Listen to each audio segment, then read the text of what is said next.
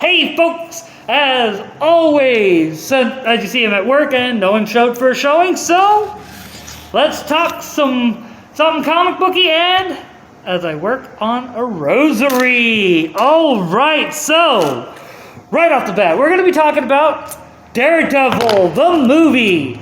The one with Ben Affleck that, everyone says is pure garbage until they actually watch the director's cut.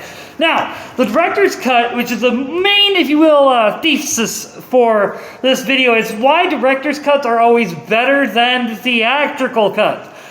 Alright, now I'm going to use Daredevil, Dune, and a couple other movies as my example, but the main thing I'm going to do is use Daredevil as my main point.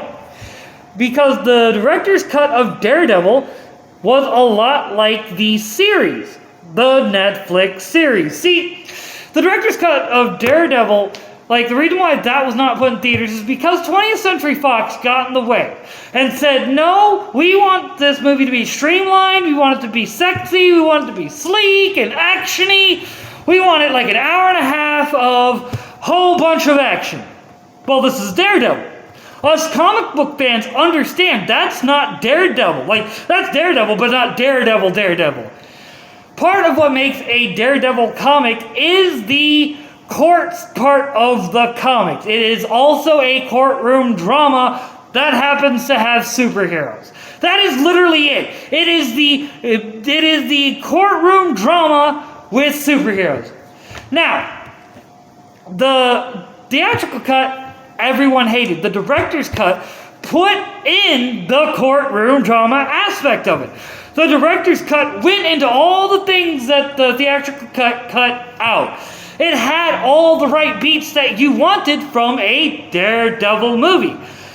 Dune, the theatrical cut is just bad. A lot of people watch it and they're like, oh, this is so boring because they don't know what's going on. When you do things like that, you're assuming that the people coming through those doors of your theaters, or of the theaters, have read the source material. They know what's going on. Fans, yes, will always be the biggest pusher. Once again, Daredevil. Dune. The fans will go see it, but the minute they realize that you've cut out key things, and the people that they took with them are like, I don't get it, because you cut out all the things that were needed that the director put in. Batman v Superman, Ultimate Cut, that's the director's cut. Same thing. They took out 30, 40 minutes of needed exposition, not needless verbiage, but things that were going on in the story itself that made, if you will, the story progress and allowed the reader the ability to be engaged in the story. Or I should say viewer in this case, because we're talking about movies.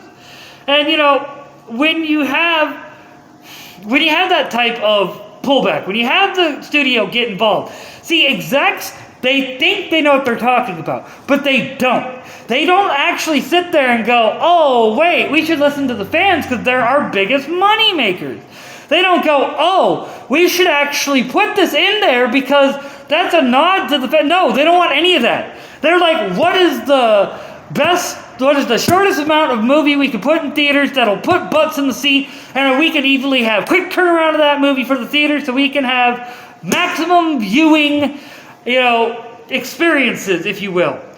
Well, that may have worked in the 60s and 70s, 80s and 90s, but, coming into 2000 with the Harry Potter movies, that really showed, and I know a lot of people are like, read a different book. I agree, but it's a good example. Harry Potter may have left out a lot of stuff from the books into the movies, but they also made sure to keep the important information there. Now, are there changes? Of course, but we're not, that's blah, blah, blah. Now, when you have, as you do in the, if you will, the current climate in the movie industry, where you're having already issues where people they call it superhero fatigue, but that's not what it is. People are seeing that the movies are going the same route as the comics, which once again, studio interference in a lot of this. But That's not changing the fact that the studio will make the movie lesser than what the director wanted. The vision of the director should always be, I mean, come on, why don't you think The Lord of the Rings? We're going to use that, touch on that. Lord of the Rings has like, each movie has like 4 hours of extra footage. Like insane, stupid. Like you literally can sit there and start with The Lord of the Rings and then like 3 days later, I know I'm exaggerating, finally be done with the movie. Like all 3. The trilogy. And that's without even going into The Hobbit. If you started The Hobbit, you can just kiss your week goodbye. That's also a joke. Don't come at me, bro. Don't come at me. But when you have the studio come in and say, well, we don't need that, we don't need that. Why do we need this courtroom bit? I mean, who even cares? Coolio's a washed up rapper. Nobody cares about him. Which, the first thing I did when I saw Coolio, I was like, Coolio! Haven't heard anything from him in years. But that's my point. I mean, you have individuals who do not understand what they have. And they're more worried about the bottom line and not thinking that they're worrying about the bottom line and making profit off this movie is what's hurting the movie.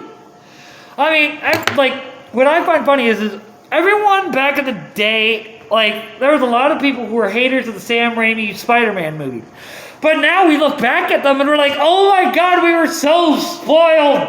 Those movies weren't really that bad. The third one was cringe, but the first 2 was great. And even the third one being cringe, it was still better than what we got, in the second Amazing Spider-Man movie. And, to be fair, Andrew Garfield did a good Spider-Man. The way I look at it, Tobey Maguire did a better Peter Parker. Andrew Garfield does a better Spider-Man, but Tom Holland had the potential. They made Tom Holland look a little bit nerdier, and then, gave him quality scripts. He would be a great Spider-Man. Like, I don't hate on Tom Holland. It's not his fault.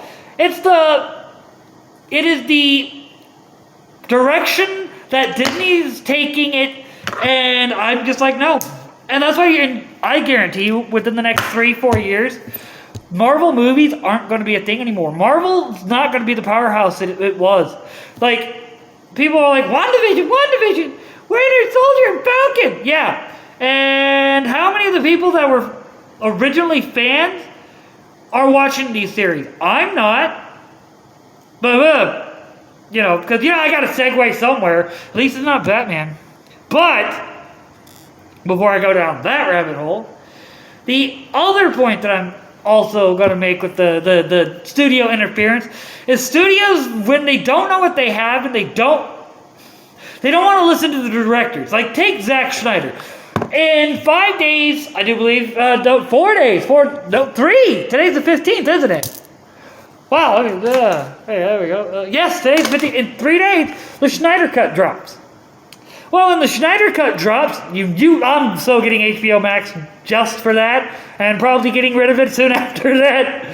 But, point being, when that drops, that's a prime example. I mean, the studio pretty much butchered Justice League, and it was one of those, I was so excited to finally get a live-action Justice League movie, and then, the further, it was like Endgame for me. The further away from the movie I got, the more I looked back at it, I was like, they just did so much wrong. So much wrong. And once again, studio interference. Hey, we know what the fans want, but we're not going to give it to them. We're just going to let Joss Whedon come in, because Joss Whedon is, he's loved by geeks and those types. They'll go see anything with his name on it. Yeah, let's see how that's going to work out for him here soon. But that's a big thing. I'm not saying that, in a way, though, director's cuts are a good thing. They are a good thing. And I'm going to end on this. The reason why director's cuts are a good thing is because of the fact that director's cuts allow the director to give more content that they did not know was there. But at the same time, very seldom is the director's cut needed. Because most, like, remember, I don't know how many of y'all remember the Alexander movie from back in, like, the early 2000s. It had, like, Colin Farrell and a couple other people in it. And it was just, oh, man. They released, I don't know how many cuts of that movie, and this is a prime example of it. And no one wanted to see the movie. I'm just saying, I never wanted to see it. Then again, I'm not much of a movie person as is, but I digress. But yeah, that's the one upside to director's cuts, man. At least you get extra content that you didn't get in theaters. And to be fair, side note, I give Daredevil credit for the original idea of how they did the, if you will, Matt Murdock sonar vision. I thought that was cool. I really did. I did think that was cool. I didn't like how they made him kind of like able to jump off buildings and everything and just...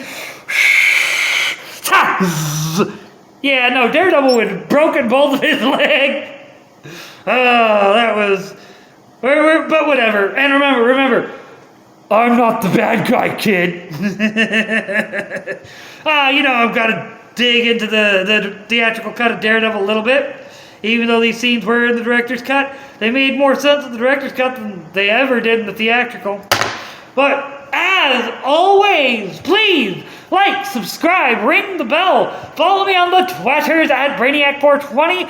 Follow me everywhere else at Bob Jones Comic Wars, and you can find me on BitChute at Bob Jones. And hopefully I'll be able to drop in some Rumble and Odyssey links here soon myself. So with that, catch you folks later.